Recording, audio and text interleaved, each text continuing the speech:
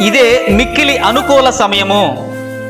ఈరోజు లైవ్ ద్వారా వింటున్నటువంటి నీకైనా, దేవుని మందిరంలో కూర్చున్న మీకైనా, ఈరోజే దేవుని మాటను వినవలసిన సమయము. మరొక సమయము లేకపోతే, దేవుడు మరొక దినమును మన జీవితంలో ఇవ్వకపోతే మన పరిస్థితి ఏంటి? మన గమ్యమేమిటి? మన జీవితపు ముగింపేంటి? ఒకసారి ఆలోచించేయండి.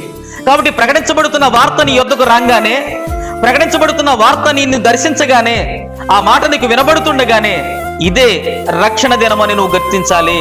ఇదే రక్షణ దినమని నువ్వు గ్రహించాలి. ఇది దేవుడు నాతోనే మాట్లాడుతున్నాడని నువ్వు ఒక్కసారి దేవుని మాట మీద దృష్టి పెట్టాలి. కాబట్టి దేవుని మాటను నువ్వు విని ఇదే రక్షణ దినము అని నువ్వు గ్రహించి దేవునికి నీ హృదయాన్ని ఇవ్వగలిగితే, నీవు ఆయనకు నీ జీవితాన్ని సమర్పించుకోగలిగితే, నీ జీవితాన్ని ఆయన చేతులకు అప్పగించగలిగితే, తప్పకుండా నిశ్చయముగా నిన్ను ఆయన రక్షిస్తాడు.